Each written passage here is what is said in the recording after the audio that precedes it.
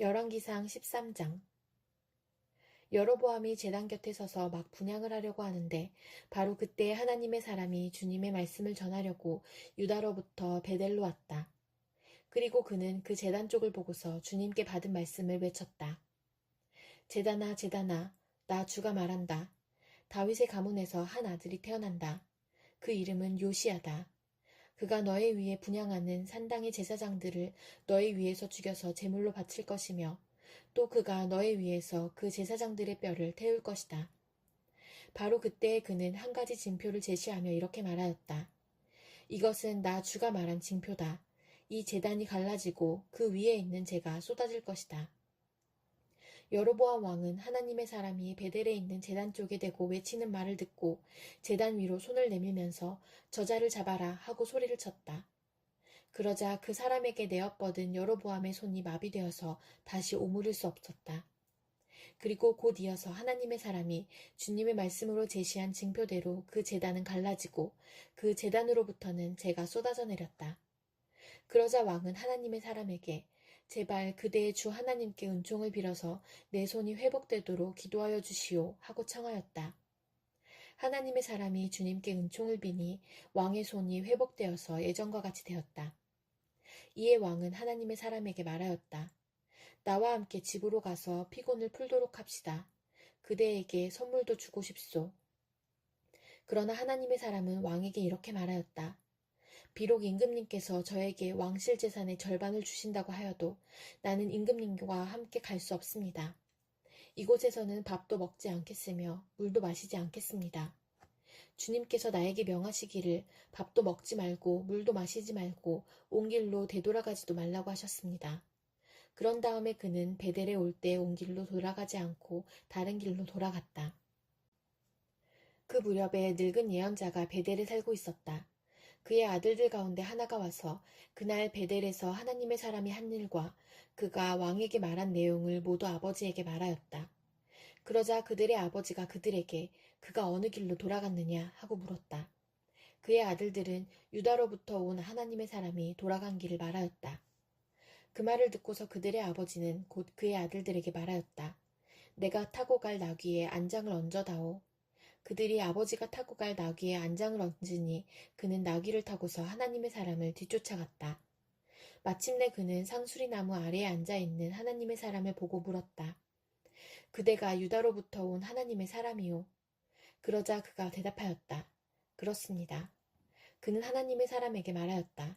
함께 우리 집으로 가서 무엇을 좀 잡수시고 가시지요. 하나님의 사람은 대답하였다. 나는 노인 어른과 함께 돌아가서 노인 어른의 집에 들어갈 수 없습니다. 또 이곳에서는 누구와 함께 밥을 먹어도 안 되고 물을 마셔도 안 됩니다. 주님께서 나에게 명하시기를 여기에서는 밥도 먹지 말고 물도 마시지 말고 온 길로 되돌아가지도 말라고 하셨습니다. 그래서 그는 하나님의 사람에게 이렇게 말하였다. 나도 그대와 같은 예언자요. 주님께서 천사를 보내셔서 나에게 말씀하시기를 그대를 내 집으로 데리고 가서 밥도 대접하고 마실 물도 대접하라고 하셨소. 그런데 그것은 거짓말이었다. 이렇게 해서 하나님의 사람은 이 늙은 예언자와 함께 가서 그의 집에서 밥을 먹고 물도 마셨다. 그들이 이렇게 식탁에 함께 앉아 있는데 주님의 말씀이 하나님의 사람을 데려온 그 예언자에게 내렸다. 그는 유다에서 온 그 하나님의 사람에게 이렇게 외쳤다. 주님께서 말씀하십니다. 당신은 주님의 말씀을 어기고 당신의 주 하나님께서 당신에게 말씀하신 명령을 지키지 않았습니다. 당신은 주님께서 밥도 먹지 말고 물도 마시지 말라고 말씀하신 곳에서 밥도 먹고 물도 마셨습니다. 그러므로 당신의 주검은 당신 조상의 무덤에 묻히지 못할 것입니다. 그 늙은 예언자는 하나님의 사람이 밥을 먹고 물을 마신 뒤에 나귀 등에 안장을 얹어주었다. 이에 그 사람이 길을 떠났다. 그는 길을 가다가 사자를 만났는데 그 사자가 그를 물어 죽였다. 그리고 그 주검은 길가에 버려두었으며 나귀와 사자는 그 주검 옆에 서 있었다. 길을 지나가는 사람들은 길가에 버려둔 주검과 그 주검 가까이에서 어슬렁거리는 사자를 보았다. 그들은 그 늙은 예언자가 사는 성읍으로 돌아와서 이 사실을 널리 알렸다. 길을 가는 하나님의 사람을 자기 집으로 데리고 간 그 늙은 예언자가 이 말을 듣고 말하였다. 그는 틀림없이 주님의 말씀을 어긴 그 하나님의 사람일 것이다. 주님께서는 전에 그에게 말씀하신 대로 그를 사자에게 내주셔서 사자가 그를 찢어 죽이게 하신 것이다. 그리고 그는 또 자기의 아들들에게 나귀의 안장을 지우라고 하였다. 그들이 나귀의 안장을 지워놓으니 그는 곧 가서 길가에 있는 그 주검을 찾아내었다. 나귀와 사자가 그 주검 가까이에 서 있었는데 사자는 그 주검을 먹지 않았을 뿐만 아니라 나귀도 물어 죽이지 않았다. 예언자는 하나님의 사람의 주검을 나귀 등에 싣고 자기의 성읍으로 옮겨와서 곡을 한 뒤에 묻어주었다. 그 주검을 자기의 무덤에 안장하고 나서 그 늙은 예언자는 아이고 내 형제여 하면서 통곡을 하였다. 장사를 마친 뒤에 그는 자기 아들들에게 말하였다. 내가 죽거든 너희는 나를 이 하나님의 사람이 묻힌 곳에 같이 묻어다오. 나의 뼈를 그의 뼈 옆에 두어라. 그가 주님의 말씀을 받아서 베델에 있는 제단과 사마리아 성읍 안에 있는 모든 산당을 두고 외친 그 말씀이 그대로 이루어질 것이다. 이런 일이 생긴 뒤에도 여로보암은 여전히 그 악한 길에서 돌아서지 아니하고 오히려 일반 백성 가운데서 원하는 사람은 누구든지 산당의 제사장으로 임명하였다. 그런 일 때문에 여로보암 가문은 죄를 얻었으며 마침내 땅에서 흔적도 없이 사라졌다. 빌립보서 4장. 그러므로 사랑하고 사모하는 나의 형제자매 여러분, 나의 기쁨이요 나의 면류관인 사랑하는 여러분, 이와 같이 주님 안에 굳건히 서 계십시오. 나는 유오디아에게 권면하고 순두개에게도 권면합니다. 주님 안에서 같은 마음을 품으십시오. 그렇습니다.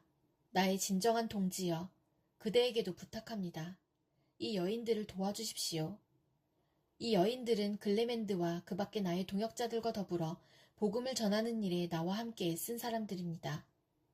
그들의 이름은 생명책에 기록되어 있습니다. 주님 안에서 항상 기뻐하십시오. 다시 말합니다. 기뻐하십시오.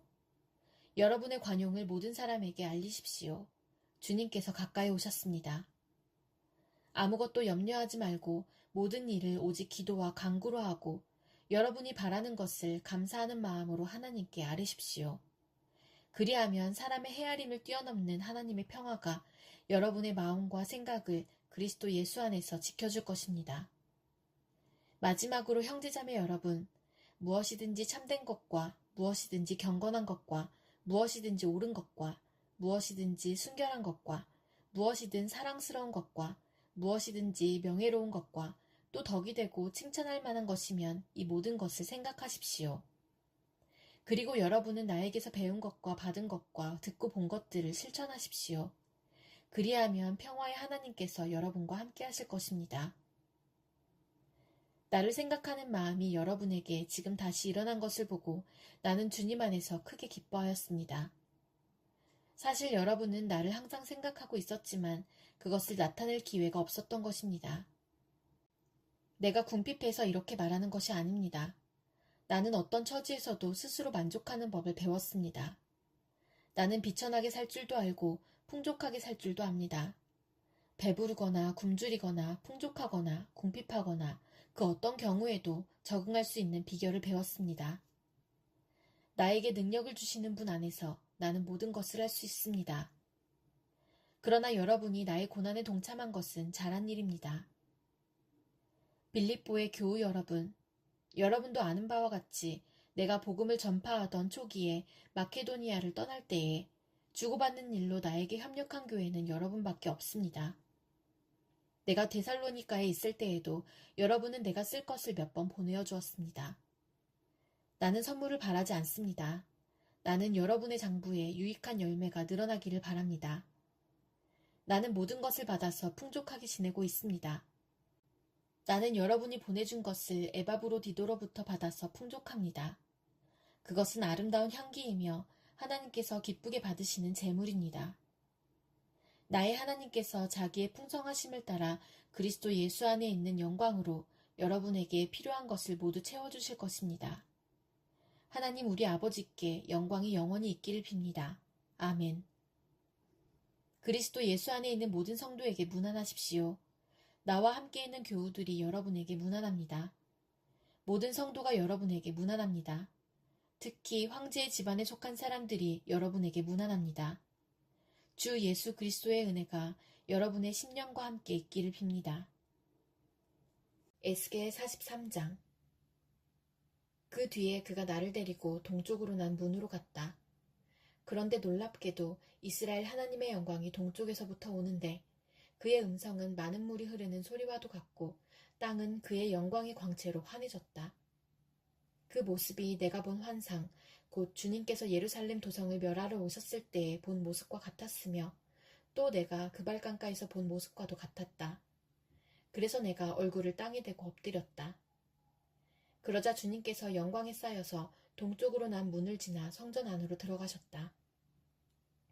그때에 주님의 영이 나를 들어올려 안뜰로 데리고 갔는데 주님의 영광이 성전을 가득 채웠다. 그 사람이 내 곁에 서 있는데 나는 성전에서 들려오는 소리를 들었다. 나는 말하는 소리를 들었다. 사람아, 이곳은 내 보좌가 있는 곳, 내가 발을 딛는 곳, 내가 여기 이스라엘 자손과 더불어 영원히 살 곳이다. 그래서 이스라엘 자손이 내 거룩한 이름을 다시는 더럽히지 못할 것이다. 백성이나 왕들이 음란을 피우거나 죽은 왕들의 시체를 근처에 묻어서 내 거룩한 이름을 더럽히는 일이 다시는 없을 것이다.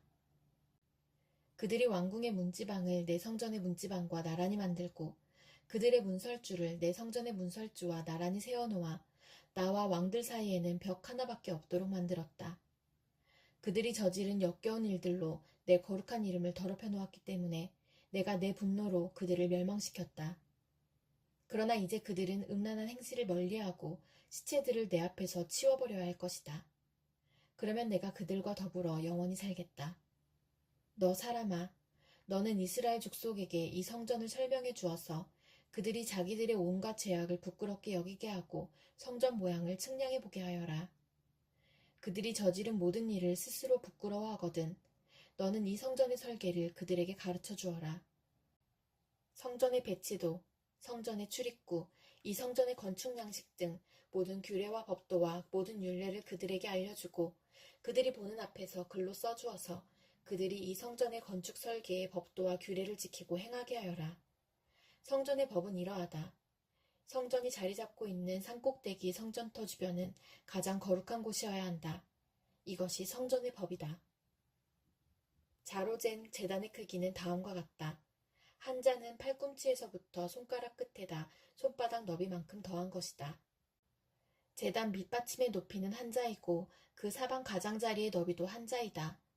그 가에는 빙 돌아가며 높이가 한 뼘 되는 턱이 있는데 이것이 제단의 밑받침이다. 이 땅바닥에 있는 밑받침의 표면에서 아래층의 높이는 두 자요, 너비는 한 자이다. 이 아래층의 표면에서 2층의 높이는 넉 자요, 너비는 한 자이다. 그 제단 화덕의 높이는 넉 자요, 화덕의 네 모서리에는 뿔이 4개 솟아있다. 그 제단 화덕은 길이가 12자요, 너비도 12자여서 사면으로 네모가 반듯하다. 그 받침을 빙 두른 턱의 너비는 반자이고 그 가장자리의 너비는 한 자이다. 제단의 계단들은 동쪽으로 나 있다. 그가 나에게 또 말씀하셨다.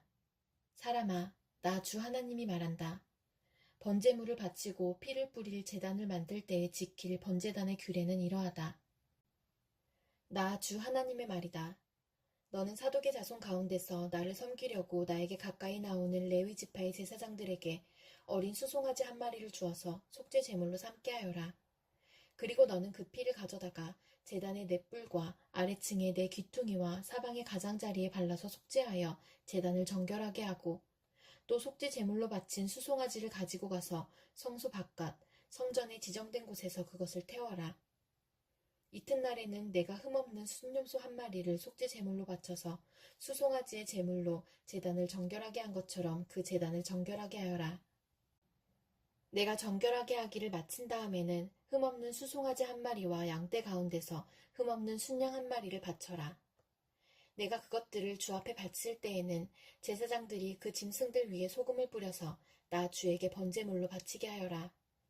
너는 이랫동안 매일 염소 한 마리를 속죄 제물로 마련하여 놓고 어린 수송아지 한 마리와 양떼 가운데서 순양 한 마리를 흠없는 것으로 마련하여 놓고 이랫동안 제단의 부정을 벗기는 속죄제를 드려서 제단을 정결하게 하며 봉헌하도록 하여라. 이 모든 날이 다 찬 뒤에는 여드렛 날 이후부터는 제사장들이 그 제단 위에 너희의 번제와 감사제를 드리게 하여라. 그러면 내가 너희를 기쁘게 받아들이겠다. 나 주 하나님의 말이다. 시편 95편. 오너라, 우리가 주님께 즐거이 노래하자. 우리를 구원하시는 반석을 보고 소리 높여 외치자. 찬송을 부르며 그의 앞으로 나아가서 노래가락에 맞추어 그분께 즐겁게 소리 높여 외치자. 주님은 크신 하나님이시요 모든 신들 위에 뛰어나신 왕이다. 땅의 깊은 곳도 그 손 안에 있고 산의 높은 꼭대기도 그의 것이다. 바다도 그의 것이며 그가 지으신 것이다. 마른 땅도 그가 손으로 빚으신 것이다. 오너라, 우리가 엎드려 경배하자. 우리를 지으신 주님 앞에 무릎을 꿇자. 그는 우리의 하나님이시요 우리는 그가 기르시는 백성이며 그가 손수 이끄시는 양떼다. 오늘 너희는 그의 음성을 들어보아라. 무리바에서처럼 마사 광야에 있을 때처럼 너희의 마음을 완고하게 하지 말아라. 너희의 조상들은 그때에 내가 한 일을 보고서도 나를 시험하고 또 시험하였다. 40년을 지나면서 나는 그 세대를 보고 실증이 나서 그들은 마음이 빗나간 백성이요 나의 길을 깨닫지 못하는 자들이구나 하였고 내가 화가 나서 그들은 나의 안식에 들어오지 못할 것이다 하고 맹세까지 하였다. 시편 96편. 새 노래로 주님께 노래하여라. 온 땅아 주님께 노래하여라. 주님께 노래하며 그 이름의 영광을 돌려라. 그의 구원을 날마다 전하여라. 그의 영광을 만국에 알리고 그가 일으키신 기적을 만민에게 알려라. 주님은 위대하시니 그지없이 찬양받으실 분이시다. 어떤 신들보다 더 두려워해야 할 분이시다. 만방의 모든 백성이 만든 신은 헛된 우상이지만 주님은 하늘을 지으신 분이시다. 주님 앞에는 위엄과 영광이 있고 주님의 성소에는 권능과 아름다움이 있다. 만방의 민족들아, 주님을 찬양하여라. 주님의 영광과 권능을 찬양하여라. 주님의 이름에 어울리는 영광을 주님께 돌려라. 예물을 들고 성전뜰로 들어가거라. 거룩한 옷을 입고 주님께 경배하여라. 온 땅아, 그 앞에서 떨어라. 모든 나라에 이르기를 주님께서 다스리시니 세계는 굳게 서서 흔들리지 않는다. 주님이 만민을 공정하게 판결하신다 하여라. 하늘은 즐거워하고 땅은 기뻐 외치며 바다와 거기에 가득 찬 것들도 다 크게 외쳐라. 들과 거기에 있는 모든 것도 다 기뻐하며 뛰어라. 그러면 숲속의 나무들도 모두 즐거이 노래할 것이다. 주님이 오실 것이니 주님께서 땅을 심판하러 오실 것이니 주님은 정의로 세상을 심판하시며 그의 진실하심으로 뭇 백성을 다스리실 것이다.